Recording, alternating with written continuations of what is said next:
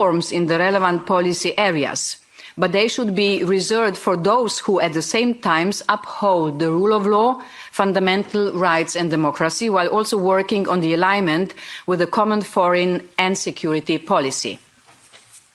May I add here, and this goes beyond the scope of the enlargement reports, that we should also apply the same logic of integrating our future members early to the activities the Commission is planning now. So a new momentum of the gradual integration is a cooperation on the field of the following documents.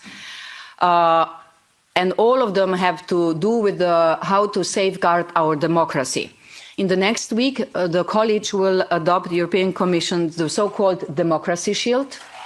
How can we preserve our democracy? And we will include the candidates into this. One part of this will also be, for the first time ever, the European Commission will adopt the civil society organization strategy. How, with the help of civil society, we could protect democracy, and what our president has been announcing, media resilience plan. Resilient media being important part of every democratic system, and of course especially in fighting disinformation and manipulation of information. Honourable members, enlargement can only be successful if it will make our union stronger. To achieve that, we need more progress on two main pillars. First pillar is that future member states must prepare for the responsibility of member states completely. And second, we must prepare our union for a larger EU. This goes hand in hand. Given the pace of some candidate countries, successful enlargement, and this is really my day today, is a realistic possibility within the coming years. Our candidates have ambitious goals. Montenegro wants to finish negotiations at the end of 26, Albania at the end of 27, Moldova and Ukraine in 2028. For me, ambitions are more important than years or dates, and the Commission is supporting those ambitions. For this year, I can say that these four candidates have matched their ambitions with concrete actions. So what happened? Montenegro is the most advanced and has made significant progress towards EU accession, and it is at the same time the most prepared country. The country produced tangible results on required reforms while remaining firm on its EU strategic orientation. Since the last report, 2 intergovernmental conferences have taken place, closing provisionally 4 new chapters, and more, up to 5 or 6, are still expected to be closed this year. Albania has made unprecedented progress since the first intergovernmental conference in October 24. 4 more clusters were opened over the year, and the remaining cluster is still to be open in November. This outstanding result is a clear recognition of the firm political commitment of Albania and the clear EU aspirations of its society. 91% of citizens are supporting EU membership. Albania continued to make progress in reforms under the fundamentals cluster and is preparing to deliver the interim benchmarks for it by the end of the year. Moldova has progressed on its accession path with accelerated speed and significantly deepened its cooperation with the EU despite the continuous hybrid threats and attempts to destabilize the country and its EU course. And it is the country which made the most progress in just 1 year. Amid the challenges caused by Russia's war of aggression, Ukraine has demonstrated its commitments to its EU path, moving forward on key reforms. Steps already taken are laying the foundations for recovery and opening space for greater private sector involvement. It will be essential to sustain this momentum and prevent any risk of backsliding, in particular anti-corruption. The screening process with Moldova and Ukraine was completed, and the Commission will continue its work to put the Council in the position to be able to open all the clusters by November. And I really hope that this will happen, because we always say that this is a merit-based principle. So when we say that if the member states are delivering, and I can really prove, or I have proofs with this report that they are delivering, then EU should deliver too. Bravo. In Serbia, the authorities continue to declare EU membership as their strategic goal, but the actual pace of implementation of reforms has slowed down significantly. While some recent positive developments are noted, Serbia needs to deliver on credible reforms across the board, most importantly in the area of fundamentals. We also need to see further progressive and stronger alignment with the common foreign and security policy, CFSP. For all the candidates, 4 countries of the Western Balkans are fulfilling CFSP with 100%. Kosovo we are not measuring. Then we have Ukraine with 99, we have Moldova with 98, and Serbia with 62.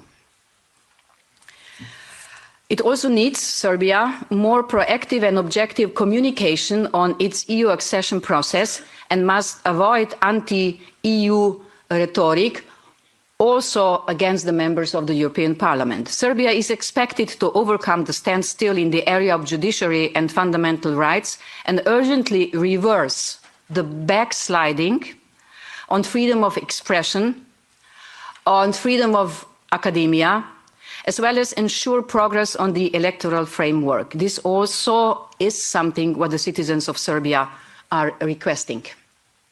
Bosnia and Herzegovina faced political tensions with the end of the ruling coalition and a stalemate in reforms. However, in September 25, Bosnia and Herzegovina submitted its reform agenda to the Commission for Agreement.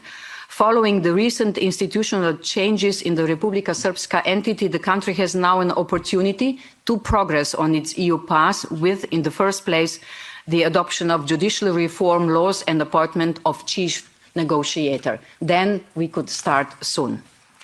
North Macedonia, as I have said, kept full alignment with the CFSP, and the technical work on the roadmaps and the action plan linked to Cluster 1 continued, but the country has not taken decisive steps to advance in the accession negotiations process over the last year. It has to amend the constitution according to the Council conclusions from 2022 to advance on its EU path. Kosovo remained committed to its European path, but progress was stalled by domestic politics, notably elections and protracted political deadlock afterwards. Turkey is a candidate country and a key partner sharing the same strategic interest in the Eastern Mediterranean, as well as in the Black Sea region, where we work together on cross-regional connectivity agenda. At the same time, the continued deterioration of democratic standards, the rule of law, the independence of the judiciary, and respect for fundamental rights remains a matter of considerable concern. Accession negotiations have remained at a standstill since 2018. In Georgia, the situation has sharply deteriorated with serious democratic backsliding, as never before in one of the candidate countries. We saw a rapid erosion of the rule of law and severe restrictions of fundamental rights. Georgian authorities need to urgently reverse their course to respond to their citizens' demand for a European future.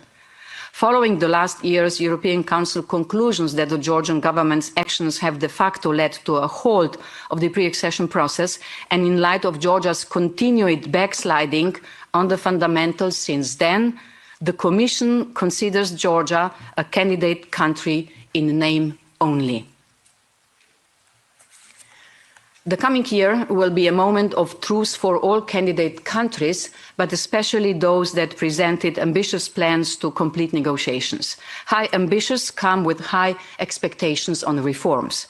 They need to step up generally efforts to deliver lasting reforms, so it is not just ticking the box that will enable a permanent transformation of their economies and societies to fully adjust to democratic standards and values. And this needs to be underpinned by compliance with the rule of law and fundamental rights and clear adherence to the EU's geopolitical orientation. At the same time, the EU is already taking steps to get ready for new members. And this is the second pillar of our work to make our union stronger. The Commission is working on the pre-enlargement policy reviews and reforms which assess the impact of enlargement on key policy areas.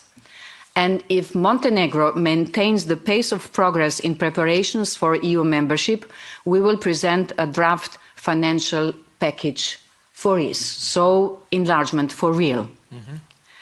Communication efforts in both member states and enlargement countries are being stepped up to discuss benefits and challenges of enlargement with citizens. This is something, dear members of the European Parliament, I'm really asking you that we do this together.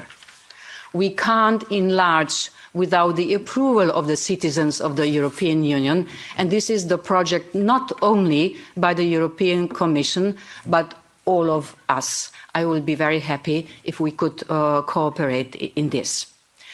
This communication will not be enough. We need to ensure that positive dynamics on the rule of law, democracy and fundamental rights are maintained also after accession.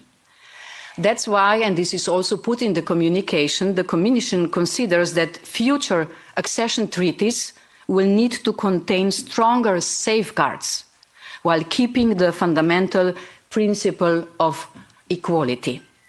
What kind of safeguards? This will be a discussion once we will publish the results of the pre-enlargement policy reviews and reforms, and we have to include all of you and all the member states. This is to avoid any backsliding on commitments, I'm speaking with the new member states, taking during the accession negotiations. Future enlargements can only be successful if we ensure that the highest quality of reforms and put safeguards in place that reassure our citizens that the integrity of our union and democratic values are ensured. Each previous enlargement has made our union stronger, and this success relies on readiness. So let us not shy away from having the necessary discussions on how we can make sure a larger union will be the stronger union we need. And I hope I can continue to count on the support of the European Parliament and on all of you, and that we continue our very dynamic cooperation.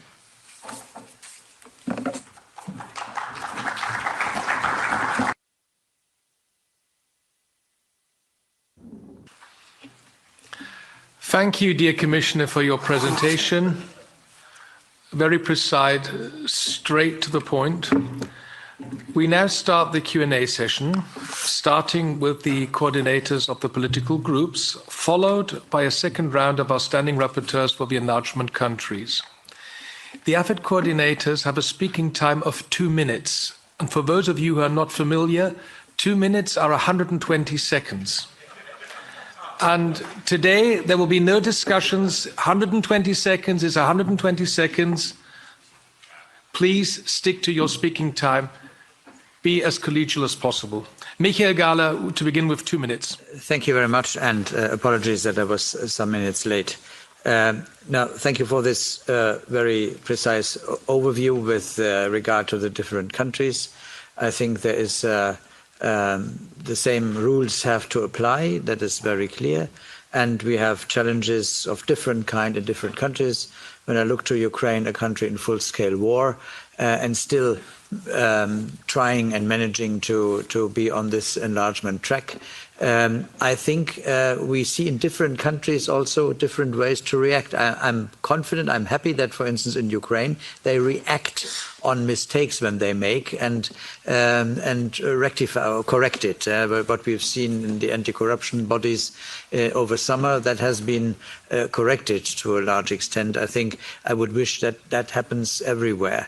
When I looked on a country like Serbia, I have the impression that, well, there is backsliding and there is a situation where in the polls that go there, that the largest problem for people in the latest poll is corruption. So that is something that you cannot always quantify in the procedures that we follow by technocratically assessing the progress. So my question is, is that being factored in not only in Serbia? For instance, in a country like Albania, we have so much organized crime apart from progress that is also happening. So how would you, so to say, address this factor of corruption and organized crime in, so to say, evaluating the real progress on the ground? I think that is a question that we need to answer to. I've put two examples of countries now, but there are others, a principal problem that we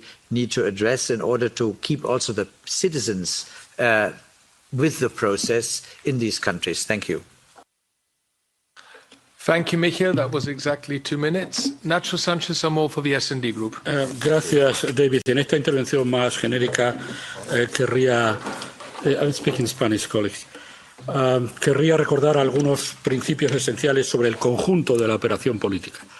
El primero es que la geopolítica puede desencadenar el apetito o la ambición por la ampliación, pero el proceso es como es. Y por tanto hay que distinguir siempre las circunstancias geopolíticas que históricamente han conducido a una ampliación, las dictaduras del Mediterráneo, la caída del muro, y otra cosa es el cumplimiento de los requisitos, porque a veces en los discursos públicos de los países candidatos se mezclan este tipo de lógicas. Y otra cuestión relativa a la metodología, comisaria. Si realmente la ampliación es el objetivo político, uno de los objetivos políticos esenciales de nuestra política exterior, en un mundo en el que todo el mundo busca reforzar sus alianzas, habría que remover cualquier obstáculo formal que dificulte el proceso. Han aparecido, sin base en los tratados, exigencias de unanimidad que yo creo que deberían removerse o intentar removerse. Porque si realmente el objetivo político es ir a una ampliación y si nuestros países candidatos están cumpliendo los requisitos por los que se examinan, no puede ser que haya dificultades en nuestros procedimientos internos para alcanzar el objetivo político de esa necesaria ampliación de la Unión Europea. Muchas gracias. Thank you, Nacho. For the Patriots Group, Antonio Tanja Correa, please. Thank you, Mr. Chairman. I'll speak in Portuguese. Senhora Comissária, nós somos, em princípio, favoráveis ao alargamento da União Europeia. No entanto, o alargamento só fará sentido se a União souber cuidar primeiro da sua própria coesão. Há Estados-membros que continuam a ser esquecidos. Portugal é um exemplo evidente. Depois de mais de 40 anos de integração, o nosso PIB per capita continua cerca de 20% abaixo da média europeia e a produtividade mantém-se entre as mais baixas da União. Isto mostra que, mesmo dentro da Casa Comum, há Estados a duas velocidades. Falar de novos alargamentos sem garantir que os atuais membros não ficam para trás é um erro que ameaça a própria credibilidade do projeto europeu. Sublinho também a unanimidade num Conselho que é para nós inegociável. No dia em que ela for abolida, termina a soberania dos Estados europeus e começa uma Europa dominada por maiorias políticas circunstanciais. Quanto ao processo de alargamento, tem havido dois pesos e duas medidas. Dou um exemplo. Os Balcãs Ocidentais, depois de mais de 2 décadas de promessas, continuam à porta da União.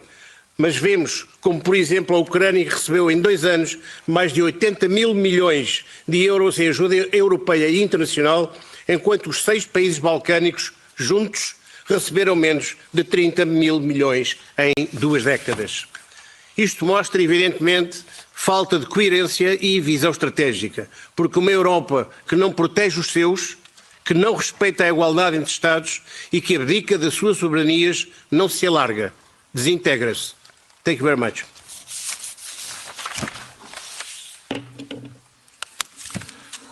Thank you. For the ECR. अरे ये क्या पप्पी रख ले नहीं रख सकते। जिन वुलेन्स में इतना प्यार छुपा हो उनके लिए इजी, ये रोए पड़ने से बचाए, नाजुक वुलेन्स का ख्याल रखें। वुलेन्स का ख्याल easy. Are you looking to transition your career into data science and find a place in companies like Meta, Google, or even Amazon? If your answer is yes, then learning Python is a must.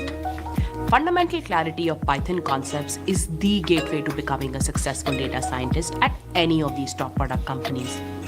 What if I tell you, in just 3 hours, you can learn the most essential skills for any aspiring data scientist, and that too for free?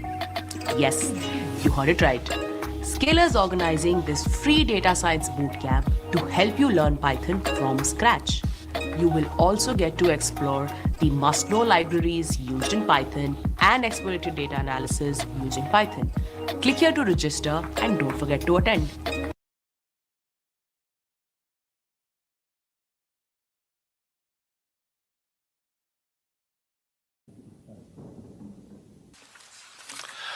Thank you, Mr. Giadi. And for the Renew Group, Petros Ostrevichus, 2 minutes.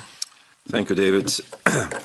Madam Commissioner, dear Marta, thank you so much for your personal dedication to the cause of the European enlargement. Once you speak and you present the enlargement package, I have a feeling that we are going from the narrow road to a kind of the highway. A highway well marked and well prepared for our advance. Congratulations. So, individual and personal responsibility, political engagement is so important for enlargement. It brings really a clear indication for all of us. I feel that kind of the spirit of Copenhagen from 1993 is well back to the European Union. And those criteria, as you know, I mean, objectively based. So that's why let's keep this track ongoing. Well, I really noticed your right words on conditionality, what comes to the enlargement. Indeed, rule of law, democracy, I mean, they have to be well preserved. Let's look for best means we can implement and do it in a good way.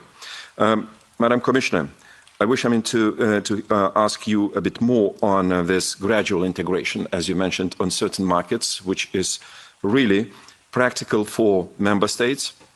And this is a kind of the win-win situation for all of us. I mean, we're enlarging our markets, we get an access, there are more possibilities for member countries' investments, businesses, both sides. So that's why let's go on this gradual integration as much as possible with technical and practical kind of achievements in this way.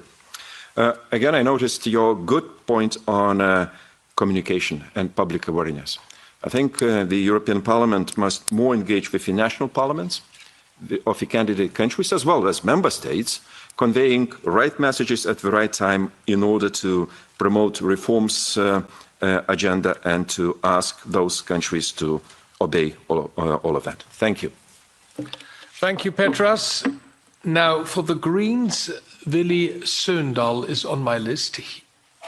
You're replacing him, please. Exactly, I will step into his shoes. Thank you very much for the floor. Vladimir Pavlovich is my name. First, thank you for the presentation of the reports. It is absolutely vital that European Union enlargement policy is again in the very heart of our political agenda, and this is truly a now or never moment to deliver on our commitments primarily regarding the Western Balkans and to finally complete European integration. However, there are 3 countries that I'm really interested in. I have 3 questions regarding that. The first one is North Macedonia. It was coupled with Albania in the accession process. While Albania is now opening all the negotiation chapters, Skopje remains effectively stuck. Do you see any positive signal or concrete steps in this report regarding the opening of North Macedonia accession talks? And can Commission do more to help unlock the process and restore fairness and credibility to European Union enlargement? Is there any prospect for the stronger push regarding the constitutional amendments agreements? The second one is Bosnia-Herzegovina. Reform agenda is incomplete with no chief negotiator, and it seems that EU so far is not sufficiently good carrot in quotation mark to push the political elites to deliver. Americans have lifted sanctions on Dodik and all related entities. Do we, as European Union, have an effective plan, or we will just pretend that the escalation by Narodna Skupština in Banja Luka is a positive signal itself? And finally, Serbia. This is the example where concentrated European Union pressure finally moved some things on. Our EM Council is close to be finalized and the voters' registry is moving. This is an example, and a good one, where European Union conditionality and our joint effort can move things. I invite you to be as careful as you were now, and not disburse any funds under the growth plan as long as we don't see any concrete results and implementation of these reforms. Thank you very much. Thank you, dear colleague Prebilic. And now we come to the left. Mark Botenga? No, then he's replaced by... GoDaddy has the perfect hosting plan for any website. Every plan comes with a 99.9% uptime guarantee along with a free domain name. Unlock your online potential today with GoDaddy.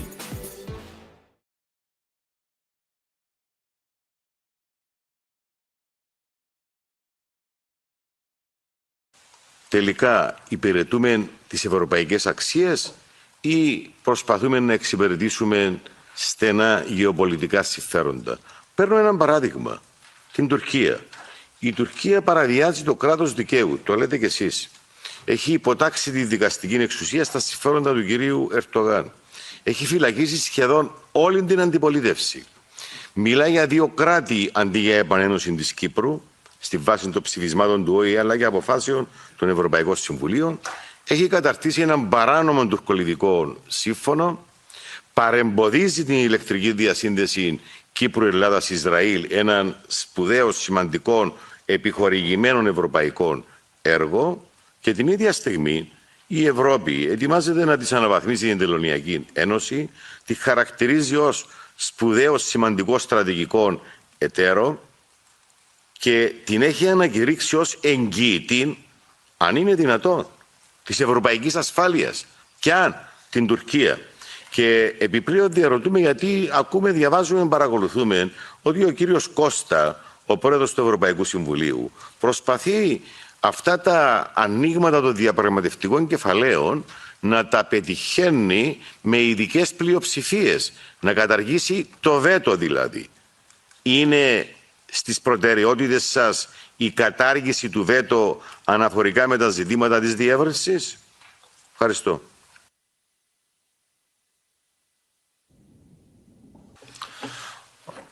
Thank you very much. For the ESN group, is somebody present?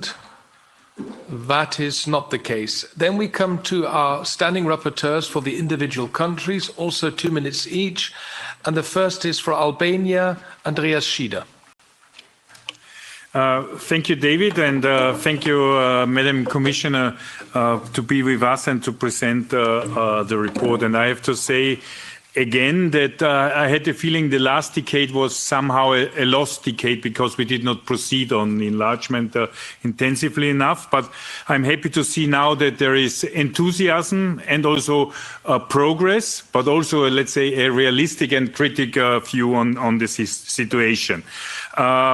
As I'm standing rapporteur on Albania, and I just recently, last week, had been there for a whole week also in Albania, I see a huge enthusiasm to reach this 2027 goal. And I think it is important to have such a timeline because it creates the pressure on the political system, on the administration and bureaucracy, but also on the society itself, because it's not only about implementing laws. I think they have to implement 500. It's also to make that these laws are at the end functioning and making the country better. And there is a lot of issues, like Michael mentioned, organized crime, fighting corruption, where they did huge things already with the vetting process, but also in other issues. So I wanted to mention also social healthcare and economic issue, which I think we should also take more into our viewpoint. And second point, I think also we have to look on the public opinion, less in the enlargement countries, but also in our European societies. And I asked the representatives of the country, of Albania, to make to be more present in our society, but I think we have to take it also in mind that the opinion here is complicated. And last point, I wanted to mention that just recently, Albania was also integrated into SEPA, the European Money Transfer Union. And I think this is very important, not only for the diaspora, but for, let's say, all the economic relations with the country. And I learned that not all banks did implement it properly now, so I hope they will do also quite soon. Thank you, Andreas. For Bosnia and Herzegovina, Andrzej Kolar, 2 minutes. He's not here. I saw him today, but okay, then he's not present. Then we move on to Kosovo. The rapporteur is Riho Terras. Riho, bitte. Thank you, David. Commissioner Kos, I would first like to thank the European Commission for publishing the enlargement package. The past year for Kosovo has been extremely turbulent, as you already mentioned. The political deadlock following the general elections in February has practically paralyzed the activities of the government and National Assembly. However, the recent local elections were very positive. Democracy is working in Kosovo, and our task is to support democracy processes. The European Union has a very important role to play in assisting Kosovo, given the current global situation. In this context, I want to stress the importance of the EU growth plan for the Western Balkans. For the growth plan to succeed, it must be inclusive and merit-based. Kosovo must be fully involved and treated on an equal footing with other Western Balkan partners. The necessary reforms depend on our assistance. It is therefore extremely important that punitive measures imposed by the European Union are lifted immediately. Why is it that the EU waiting for lifted measures and establishing again fair situation towards Kosovo? I would also kindly ask not to place the responsibility on the member states and the lack of consensus among them. The measures were defined not by them, but by the European Commission. Kosovo has shown remarkable resilience and commitment to its European path. It has maintained public order, ensured democratic continuity, and demonstrated willingness to cooperate with EU institutions. It is now up to us, the European Union, to respond the same level of political courage and consistency. Thank you. Thank you. In the meantime, Andrzej, you're back. We were waiting for you. Bosnia and Herzegovina, 2 minutes. Thank you. Honestly, Chair, dear colleagues, dear Commissioner, I don't have a question, maybe rather a comment. Speaking about enlargement, I think is getting harder and harder, both inside the EU and outside the EU, because whenever I speak about enlargement to anyone, be it EU citizens and be it people from the candidate countries, it seems to me that they less and less understand the importance of enlarging the EU. And people start asking questions, why is it actually important and why do we keep up this idea of enlarging the European Union when we have many other problems and we should face problems like not having enough cash to pay all the bills that we need to pay.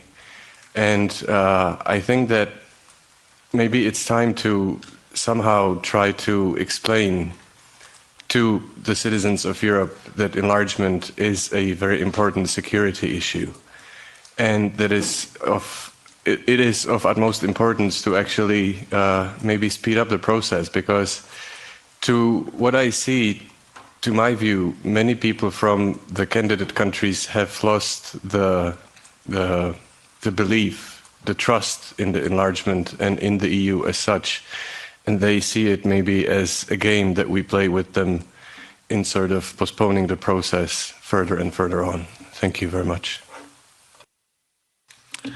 Thank you, Andrzej. Now we come to the Standing Rapporteur for Montenegro, our colleague Marjan Šarić.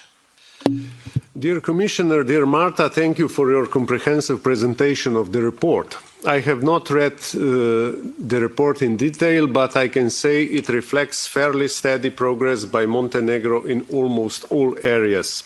I believe that, technically speaking, the negotiation process is going well, that the Montenegrin negotiation team is doing an excellent job, and that the government is aware of the importance of this moment.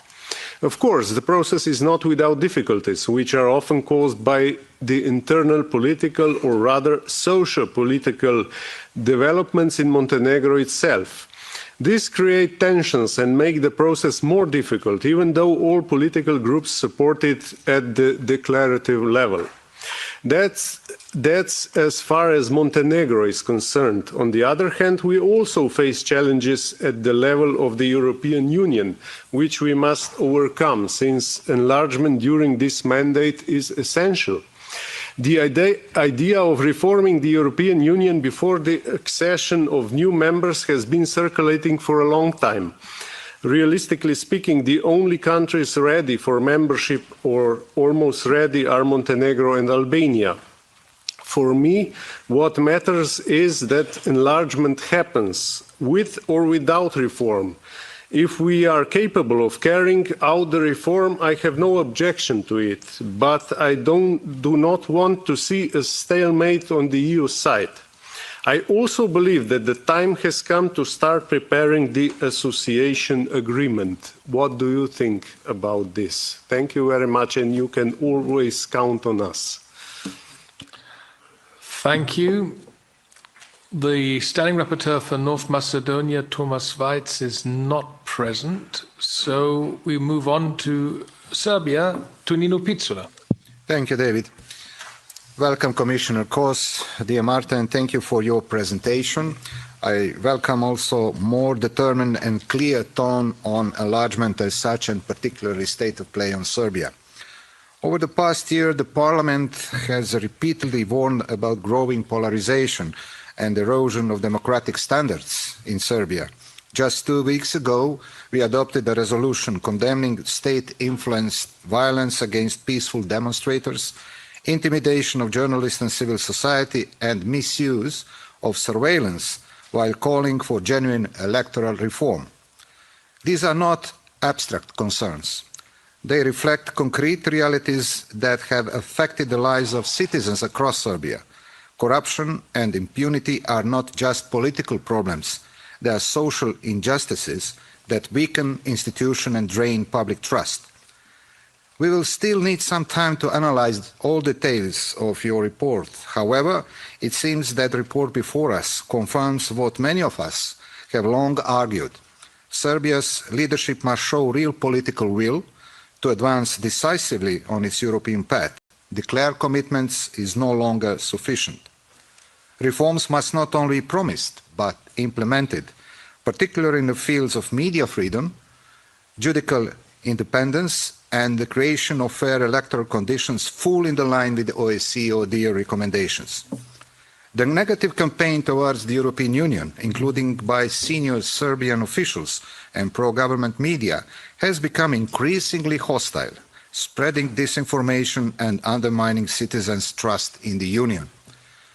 Full alignment with the EU foreign and security policy also remains a prerogative. A candidate country cannot balance between incompatible alliances.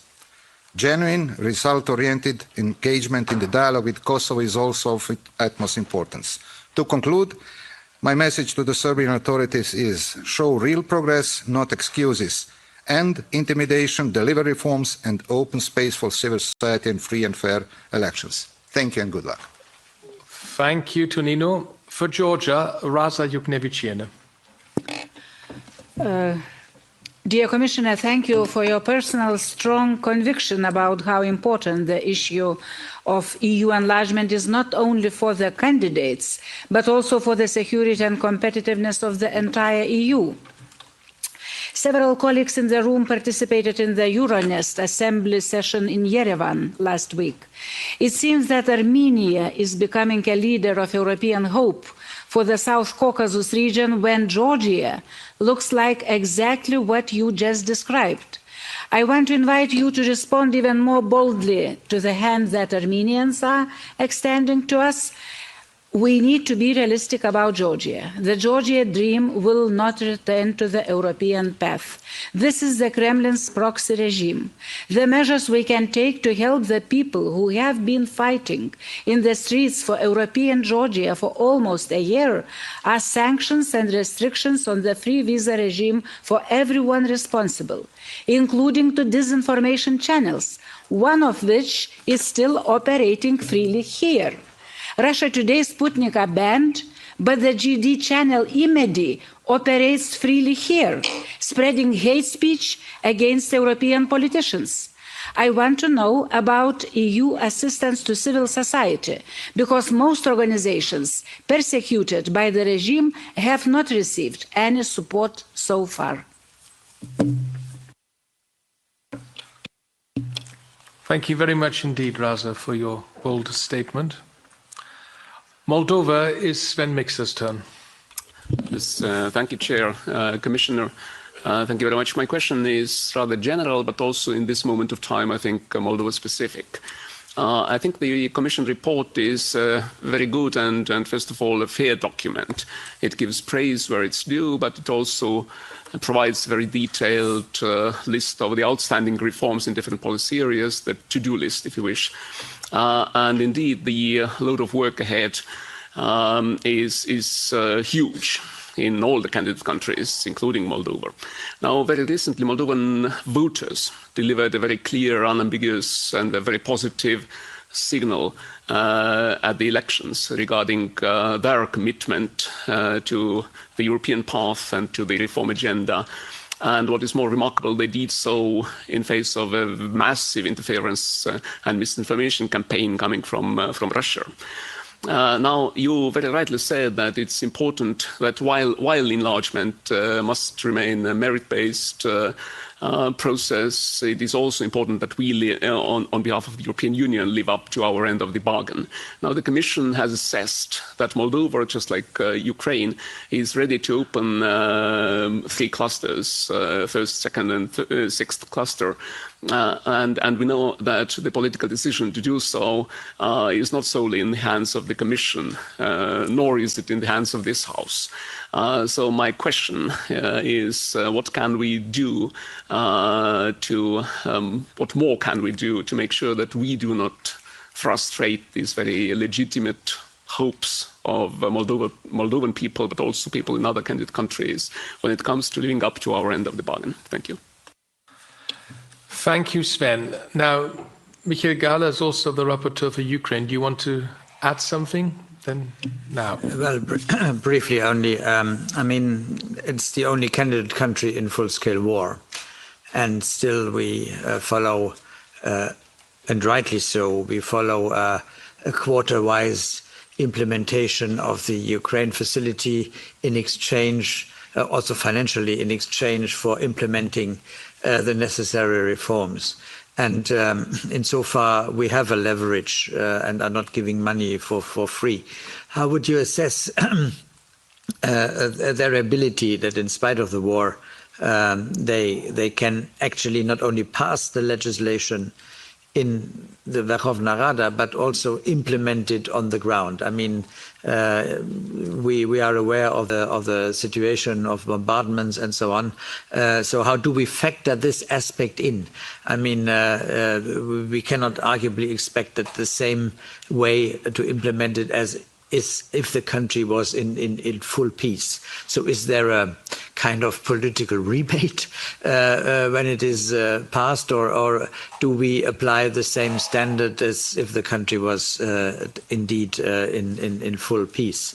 And how do we respond to media reports that there are attempts, of course, in a way, from the government side or from the presidency to set certain standards or to set certain developments in place that are war-related, but have the impression that a kind of vertical power is set up, which might endanger the decentralization process. I think the decentralization is quite important to maintain, and are we working in this direction also to maintain it? Thank you. Thank you. Nacho, anything to add on Turkey here? Thank you, David. Because we have a report on Turkey means that Turkey is a candidate country. Probably it's good to remind Ursula von der Leyen, because she always forgets to mention Turkey among the candidate countries. My main message, dear Marta, we have to distinguish clearly the accession process to the other part of the relations with Turkey. And especially we have to deny the connection usually heard in Turkey, linking military security and defense to the accession process and the membership. This rationale of our military power is opening up the membership of the European Union. There are no shortcuts. We are still a club of democracies, and we want to stay that way. So no shortcuts. The current horrible situation of the accession process is a direct consequence of the blatant democratic backsliding in Turkey. No need to be depicted. Probably in the report is depicted more carefully. Then accession is about democracy, partnership could be many other things, and you mentioned some of the part of the relation that we can develop with Turkey. But please never mix these two different logic. After many years, there is a question, why not to kill softly? Why not to offer a kind of euthanasia to the accession process of Turkey? Because against all odds, there is in Turkey a vibrant, suffering, pro-European, pro-democratic civil society.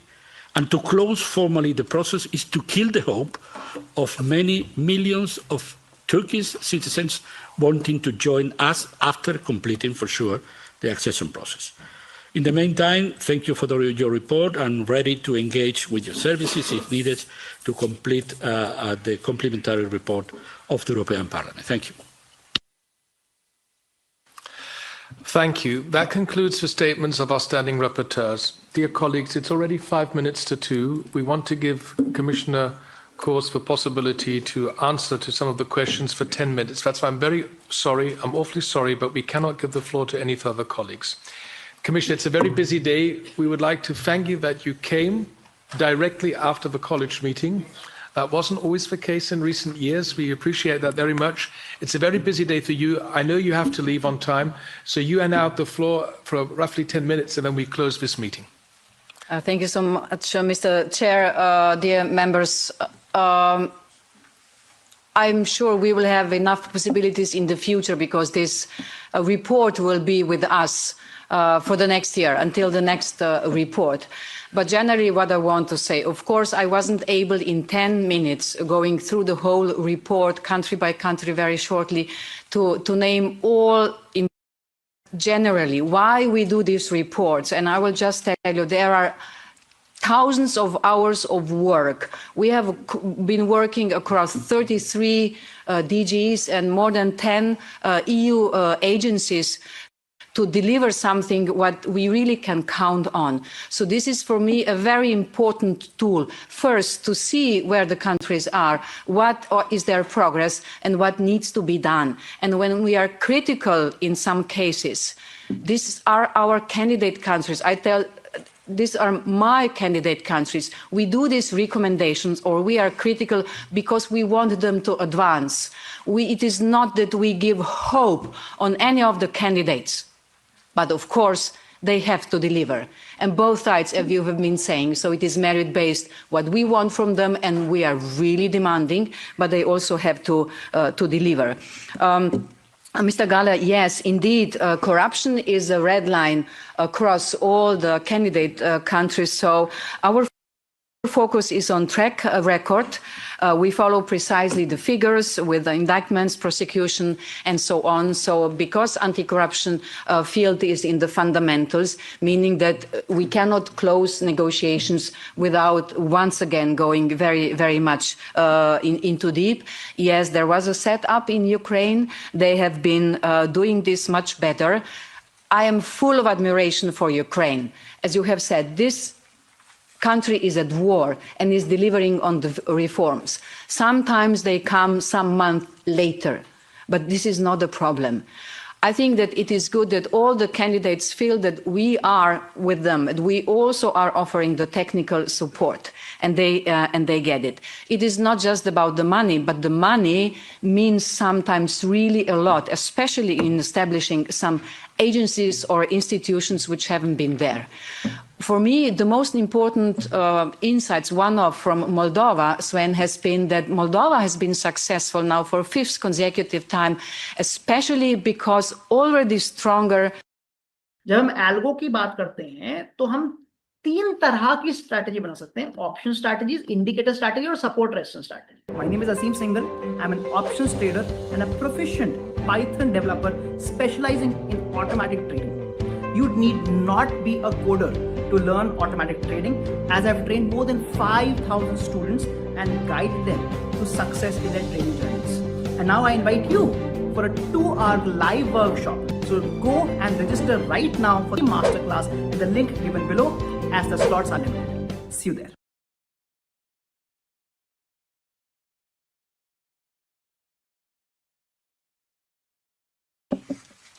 We should stick to unanimity, giving a status and finishing. I will fight for this every time.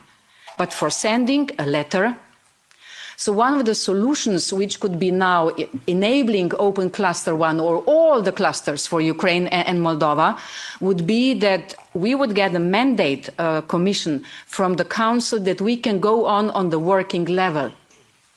You know, when I was in Ukraine the last time, I told Ukrainians, you don't need Orban to do the necessary reforms.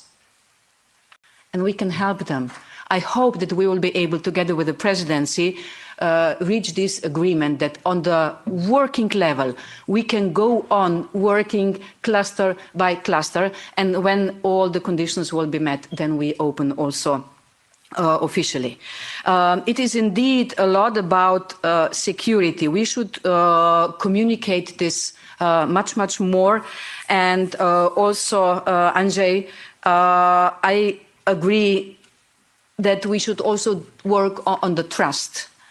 You know, I hear critics that we are just taking care of Ukraine and Moldova, but not the Western Balkans. I can understand this because it has to do with the approach to the enlargement in the past. But now it is not the true. One of the proof is that 2 most advanced countries are from Western Balkans. And speaking about the absorption capacities, Montenegro has 600,000 people. This is like Antwerp. Albania has 2.4 million. This is like Rome. Don't tell me that we are not capable to absorb 3 million of citizens. If they fulfill all the criteria, this will not affect our finances, our agriculture, but we have to deliver too. So it will not happen all at once. All the candidate countries, if we keep Turkey outside, since we are not negotiating, it is 60 million. Without Ukraine, which will have a special, we will see what we will do when we will do the accession treaty, then it is 19 million. If we leave out Kosovo and Bosnia and Macedonia, where we even haven't started yet, so we're speaking about roughly 5 million. Are we capable to put them in?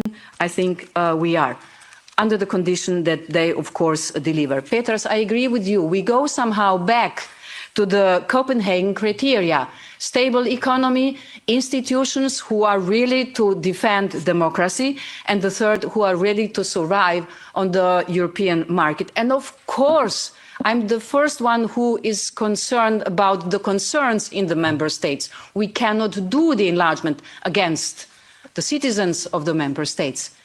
But we have to also explain clearly what is a real problem and what is not a problem. And in Bosnia and Herzegovina, Vladimir, yes, we have a plan. And this plan is to Dayton was good to stop the war, but the decision-making process embodied in Dayton is not exactly positive, has influence on the what is going on there. But we are on the good process, and perhaps we will make a breakthrough in this year. Oh, dear Rasa, Georgia. I'm telling that I'm so proud that we have helped Moldova fighting the disinformation or fighting this autocratic system who would like to see us fail. I'm sorry we didn't do this for Georgia, and I agree with you, it is lost. That's why, yes, Armenia, we should help. This is the other part. It is not a candidate country, yes, but let's talk about this in the future also. How will we prepare, dear Marian, for Montenegro? You are very lucky because your country could be the first in the EU, and Mr. Shida also. So, of course, we will do and prepare a special financial package, and once the advancement, it will be really great. Then, of course, we will also have to prepare the accession treaty. Serbia. Yes, we are very critical, but at the same time, I'm offering the hand. You can get everything from us, because being a candidate, it's commitments both sides, but they have to deliver. And of course, alignment with the CFSP and really stopping, and this is no criteria in the accession process, but I can't hear anymore politicians from Serbia accusing the EU standing behind what's happening in Serbia. And I will fight that this disinformation will stop. Otherwise, there will be consequences.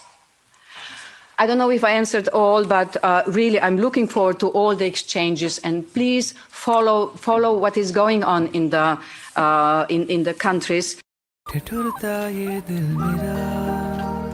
अरे ये क्या पप्पी रख ले नहीं रख सकते जिन वुलेंस में इतना प्यार छुपा हो उनके लिए इजी ये रोए पड़ने से बचाए नाजुक वुलेंस का ख्याल रखें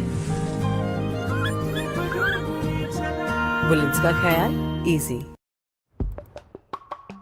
भाई इंडेक्स इज मूविंग सोचो मैं एक लॉट ले लूं इट्स अ फीलिंग तुझे जब जब लगता है कि बारिश होगी तो होती है क्या तो यहाँ पे भी ना तुक्के मत मार टेप में जा इधर आ एडवांस्ड ऑप्शन चेन देख धन पे real time updates Greeks order panel सब एक जगह पे फिर तू एनालिसिस कर और पोजीशन ले ऑप्शन करना है ना इसके अलावा और कोई ऑप्शन नहीं है समझा धन पे ऑप्शंस चेन जहां डिटेल एनालिसिस से इन डेप्थ क्लैरिटी मिले ताकि एक ट्रेडर कभी रुके नहीं धन है तो डन है धन made for trade Investments in the securities market are subject to market risk.